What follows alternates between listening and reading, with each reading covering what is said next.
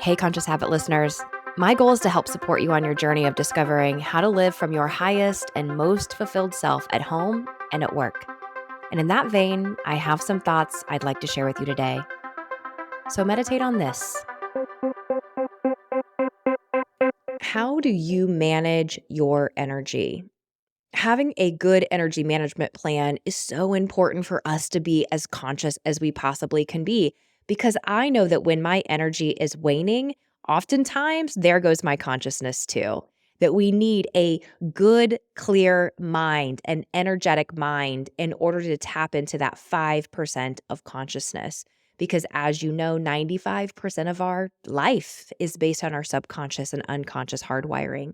And I notice that when my energy begins to dwindle, my choices tend to dwindle, that I am not as probably kind or open-hearted, open-minded, patient. I don't make good food choices. I might decide to, pour a drink at the end of the night. All of that stuff starts to shift if my energy is not managed effectively. So, what is your energy management plan? I want to share with you some of the things that I have noticed over the years and the things that I've noticed with clients too. Even though I am not a healthcare professional, would never profess to be, I love bringing those experts on the podcast to share their insights. Whenever I am working with a client, I have them create their formula for feeling good. And that really is their energy management plan, the thing that's going to keep them going and flowing so that they can be more resilient with what life is going to hand to them. And being resilient is, also like it's part of being conscious. So, energy management plan. Okay, number one, what are we fueling our body with? You know that saying, garbage in, garbage out.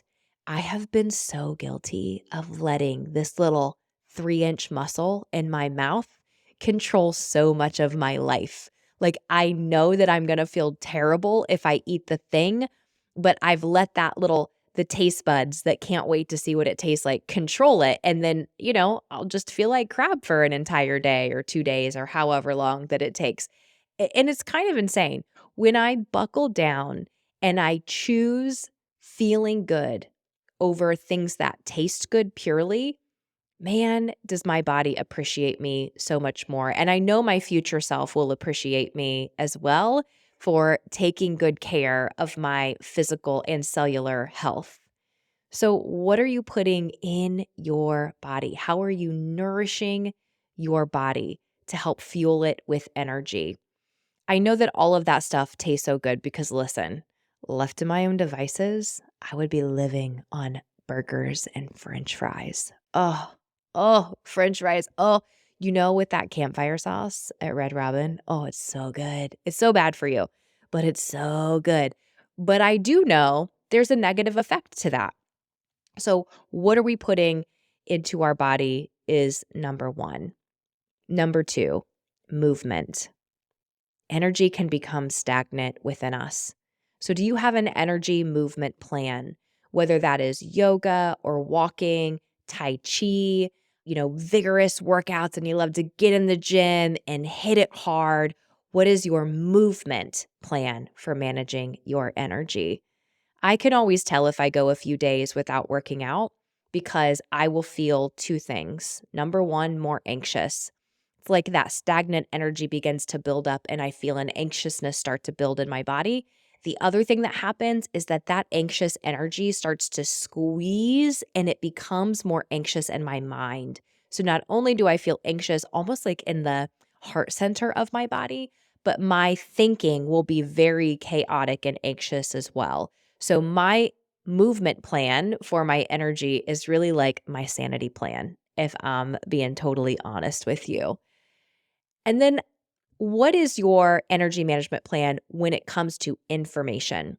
And when we break down the information piece, it is both what you're consuming from like the news, social media, emails, and it's also information you're taking in from other people around you. What does that look like? Because that can be uplifting for us or it can be completely draining for us. That energy and information can either increase and it can make us higher vibe or it can make us super low vibe. So protect that. Protect what you are allowing in, protect what you are going around and repeating based on what you are allowing in.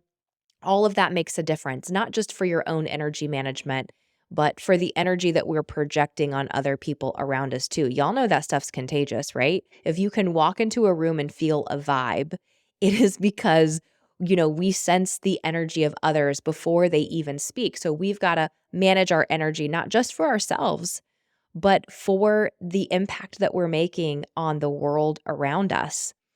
And here's a little exercise that I had, an energy teacher once share with me. She shared that it's very easy for us to pour, parts of us out throughout our day and to take on parts of others. And so she recommended at the end of the day, whether it's around 2 or 3 o'clock when I'm feeling really depleted, or it's before I get into bed, whatever, but it's like end of day, close your eyes and picture everything you've interacted with throughout your day, from the moment you woke up to that space you're sitting in bed right now.